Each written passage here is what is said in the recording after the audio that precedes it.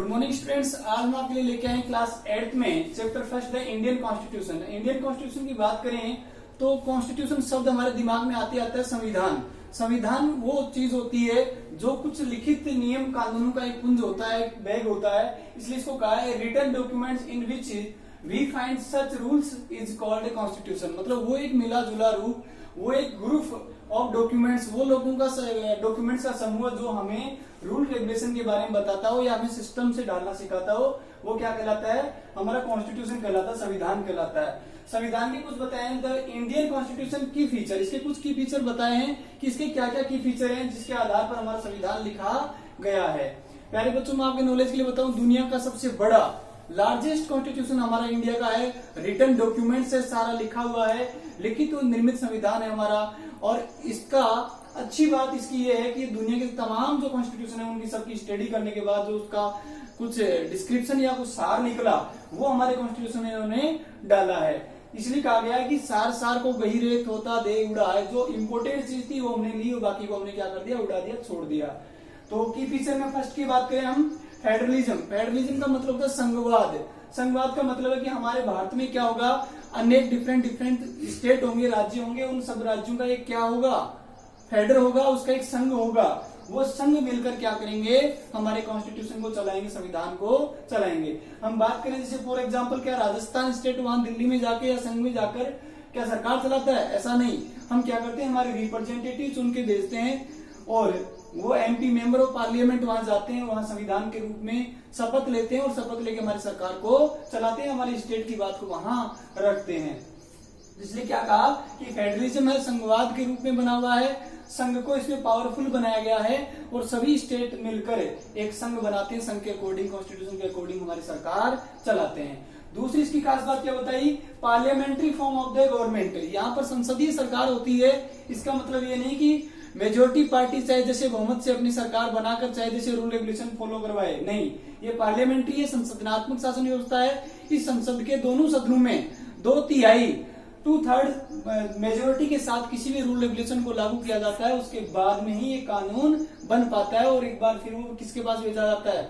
अंतिम रूप पे हमारे प्रेसिडेंट के पास भेजा जाता है। वो चाहे तो विचार विमर्श के लिए 2 बार बहुमत को लौटा सकता है और तीसरी बार अगर एजिट भेजा जाए तो साइन करना उसकी मजबूरी हो जाती है, इसलिए उसको रबड़ स्टैंप का नाम दिया गया है। इसलिए देखा जाए तो अगर कॉन्स्टिट्यूशनल पावर के अंदर प्रेसिडेंट जो है फर्स्ट पावर माना जाता है, लेकिन उसकी मजबूरी क्या है कि हमारे पार्लियामेंट्री जो पार्ट है, इसमें राज्यसभा और लोकसभा दोनों आते हैं, ये दोनों अगर किसी बिल को पारित करके भेजते हैं तो उसको साइन करना उसकी मजबूरी होता है, वो उसकी वहां पर क्या है? कमजोरी है। तीसरी चीज बताइए, सेपरेशन ऑफ द पावर्स।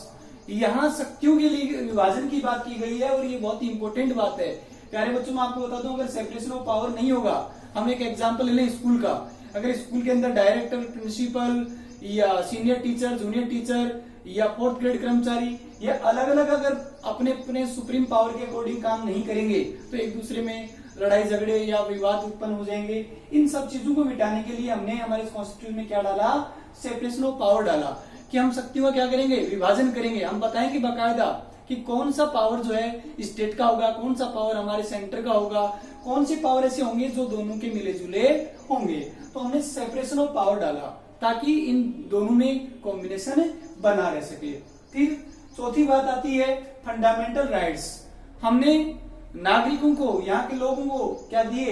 हमारे कॉन्स्टिट्यूशन में लिखा कुछ फंडामेंटल आधारभूत अधिकार दिए।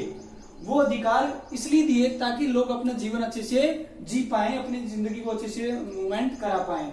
फिर फंडामेंटल राइट की बात करें तो हम देखें ये 6 फंडामेंटल राइट है। इसमें फर्स्ट राइट होता है राइट टू इक्विलिटी। हमें एक रूपता के लिए आजादी दी गई, हम सब समान हैं, एक दूसरे में भेदभाव, जाति, वेशभूषा या ऊंच नीच की भावना, गरीब अमीर के रूप में फर्क करके हम इस इक्विलिटी को ठेस नहीं पहुंचा सकते। ये हमारा राइट है। तो राइट टू इक्विलिटी, समानता की हमें अधिकार है, हम एक दूसरे को समान रूप से देखें और माने। राइट टू फ्रीडम, और हमें आजादी दी गई है। आजादी के साथ मैं आपको बताऊं, आजादी का मतलब ये नहीं कि जो सब कुछ हम वो चाहें वो करें, लेकिन इसमें हमने क्या दिया?